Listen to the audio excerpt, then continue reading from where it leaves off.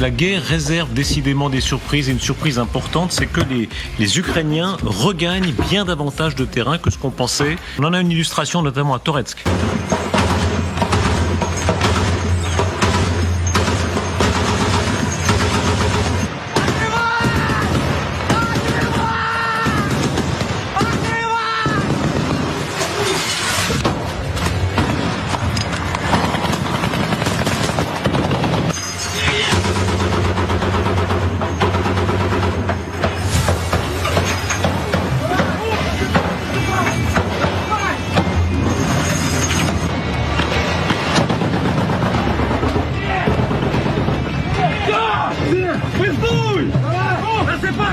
Ça rejoint beaucoup de choses que vous disiez toujours.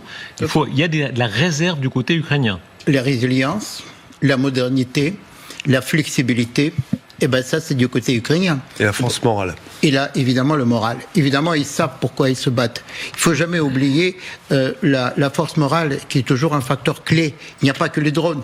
Déjà, les Russes ont perdu la guerre des drones au début. Ils ont complètement sous-estimé l'importance des drones. Après, on verra plus loin que là, voilà. chacun essaie de surenchérir. Ils se sont rattrapés ces derniers temps. Mais finalement, c'est l'Ukraine aujourd'hui qui reprend l'initiative stratégique. Surtout, c'est important à l'approche du 20 janvier. Donc aujourd'hui, tout le monde veut montrer sa force. Et surtout, évidemment, l'Ukraine. Et on pensait, vous savez, Darius, on se trompe sur la Russie. On se trompe sur la Russie parce qu'on n'a pas la vraie grille de vision de la Russie. D'abord, on avait complètement surestimé l'armée russe en disant c'est une superpuissance, la deuxième, ou peut-être même presque la première armée du monde. On a vu que non, pas du tout. Après, on a dit, oh bah tiens, c'est peut-être une armée de pieds nickelés, etc.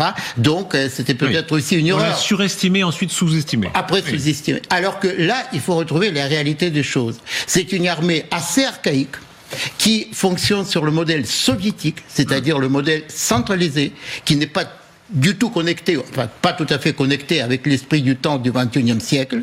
Et en plus, évidemment, la Russie aujourd'hui accuse de plus en plus de difficultés économiques. Et ces difficultés économiques se répercutent évidemment sur le champ de bataille.